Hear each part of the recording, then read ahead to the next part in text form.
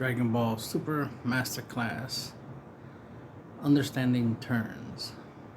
I talked about turns before, here and there, obviously when I'm talking about like strategies and tactics, what you want to do if you go first versus if you go second, So what to do turn one if you go second versus what to do turn one when you go first.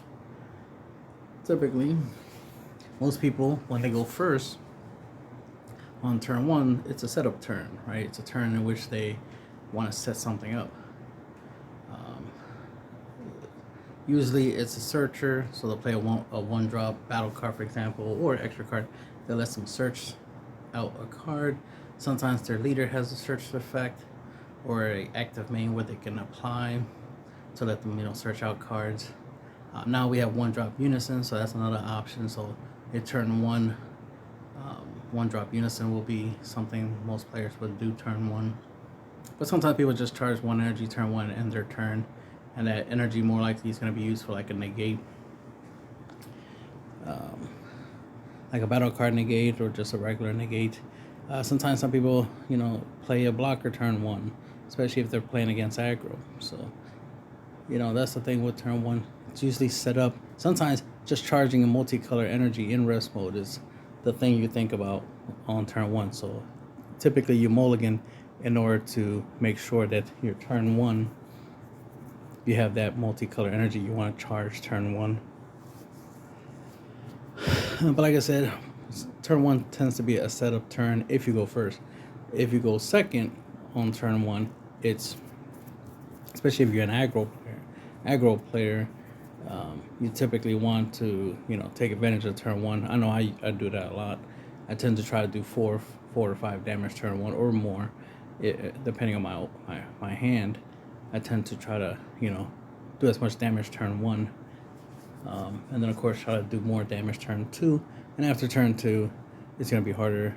It's gonna be harder, to do damage. So it's more. So the other turns, obviously, I gotta do different stuff. But the first two turns definitely are the turns where you do damage. So then turn two typically, you're probably playing a 2-drop unison, depending, especially if it's a 2-drop unison that has a +1 ability to draw. We have a couple of those in the game for every color. So turn two, you're probably playing a 2-drop unison, or some type of card that might ramp, or it works like ramp. I tend to do that. But like I said, turn two, it's just last chance, right, for some easy damage to get some damage through. So you definitely want to take advantage of that. If you went first, right, set up, which means you didn't get to attack. That means turn two is the turn in which you do get to attack, and that's where you want to try to do the most damage as possible. But then after that, I've said it many times before, once turn three happens, it gets harder, because that becomes the defense turn. That's when you should be defending or putting up a defense. So we get to turn two, right? I mean turn three. Turn three is the defense turn. What that means is that that's the turn in which you want to either keep the energy up to play some Flegate negates, some topos, Oceanus type stuff, or at least a three drop like Gohan Baby's Minion or something like that, or a combination of Oceanus or Topo, right, or Repulse or whatever, right, and a 1 energy Flegate negate like a Violent Rays or something like that, or Flying Nimbus or something. Because like I said, turn three, you have more energy for defense, especially with 3 energies, and if your opponent is capable of awakening on turn three, then technically they have 5 energy, right? If they have a leader that untaps 2 energies when it awakens, they'll essentially have 5 energies. So there's a lot more they can do on turn 3 as opposed to like turn 1, turn 2. Turn 1, turn 2, 1 energy, 2 energy you tend to not be able to do too much. You could do some stuff, but not as much as you can do when you're on turn 3 and above. So turn 3 and turn 4 are known as mid game. Turn 1, turn 2 are early game. Turn 5 and turn 6 and above is late game. So it's important to keep that in mind. Turn 1, turn 2, early game, right? Turn 3, turn 4, being mid game, that's where, like I said, defense. You want to keep your defenses up. You want to reduce how much damage your opponent can deal you.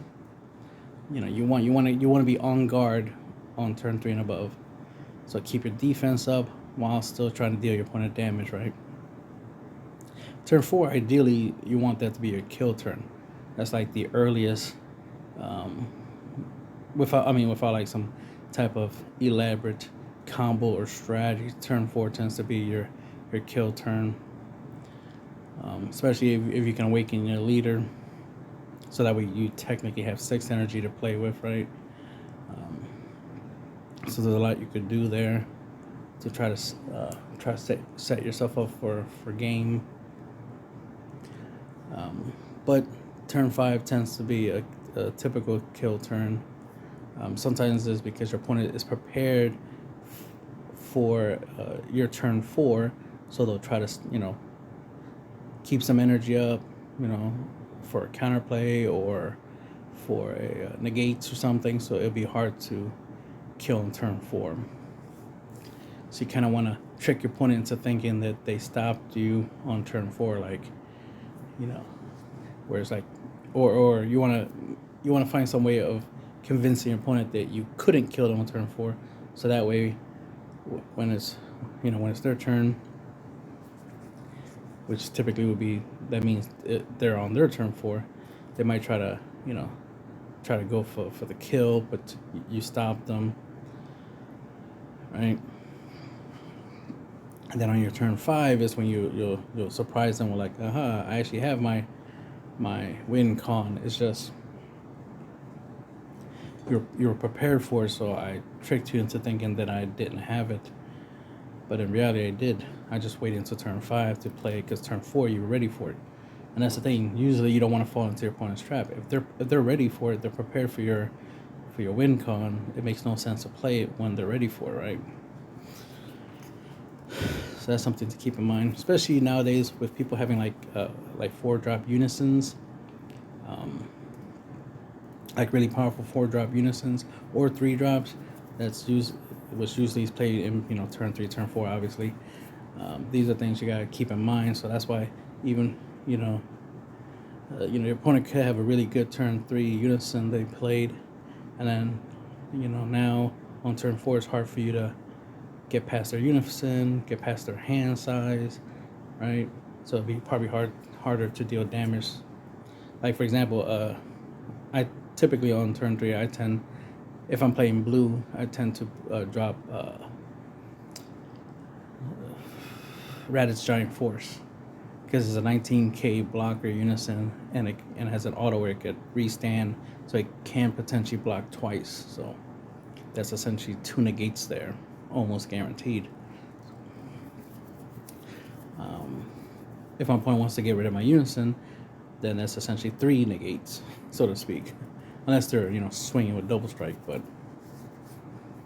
there's a high possibility that unison is going to stop up to 2, maybe 3 attacks. So it'll definitely absorb attacks for me. So that's why it's not a problem tapping out on turn 3. The thing about the turn 3 being a defense turn is that you don't want to tap out on turn 3. Tapping out on turn 1, tapping out on turn 2 is fine. You usually don't have to worry, about taking too much damage on your first 2 turns. Obviously, those are the turns you'll try to, keep your defenses up, try to take less damage or no damage. But turn 3 and above, that's when you want to, keep your defenses up. You want to have your energy up, or you're going to use it to put up a defense. Don't tap out 3 energy to try to attack, because you're just allowing yourself. You're just making it easier for your opponent to attack you, because they'll just take advantage of that. And like that, turn 4, it's more like your opponent is, they're going to keep their defenses up. So you want to make sure you keep your defense up. So like I said, turn 4 is usually an ideal kill turn, because if you're playing in time, it's going to be hard to go past turn 4 if you're running out, if you're playing within time. So with a timer, right, how long it takes for your opponent to make their plays and how long it takes for you to make your plays, you might run out of time before you even get to turn 5. So turn 4 is usually when you want to win, and that's usually one of the earliest times you want to win with something as simple as like a 4 drop, or play a couple of like 2 drops or a whole bunch of 1 drops, or not play anything at all, just keep the energy for something, maybe a counter play, or at least if you have the ability to awaken your leader, untap, to energy, then you can tap out the 4 energy to play something or a couple of somethings, and then untap your energy so that we can have the energy for defense if you don't kill your opponent on turn 4. So that way on turn 5 you could try again. So we start going into late game, which is like turns turn 5 and 6 and above. 5 and above is late game. Like I said, typical kill turn tends to be turn 5, because either you're trying to outplay your opponent, or you're a win con. Like you might have like some type of mill-based win con, or a burn-based win con, or maybe a hand destruction, win con. So like turn 5 will be the turn in which you'll play some strategy that will either win you the game or set you up to win the game. So sometimes we try to look for win cons that are turn 4, maybe even turn 3 if we're lucky. But typically turn 5 is most cards there are useful as a win con. They have like deflect and barrier and stuff like that, and could do something like maybe do 1 or 2 damage so you can finish your opponent off. Tend to be like 5 drops and higher cost. So we typically want to look for something that's or ideally we want to find something that's 4 drop or less that can be used as a win con, but most commonly we find 5 drops as win cons in this game. That's what I find anyway, from my experience. Turn 6, that's late game, end game, right? I mean, if you get to turn 6, you really should be having some type of strategy to win the game. You might have had to wait until turn 6 to try to play your win con, because maybe your opponent was prepared for turn 5, and so you couldn't go for game, or something was preventing you from being able to play your turn 5 win con or any strategy on turn 5, so you had to stall a little bit longer, and then turn 6 is when you try to go for game. So that's your late game, end game. Shouldn't need to go any further than turn 6 to win the game out, but it's possible. And that's where turn 7 and up is your final turns. You're on the clock, not just literally by you playing with time, like at an event, at a tournament or something, but you're literally just playing in time when it comes to your life, because you're really grinding once you get to this point. There's a lot of really powerful turn 7 cards, 7 drops I should say, or cards that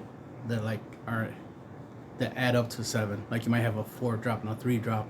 If you play those 2 together on turn 7, when you have 7 energy, for example, then it could produce an outcome like a win condition that ideally you want to play. I always try to ramp up my turn 7s, to try to play them out at least turn 5, 4 ideally, but at least turn 5.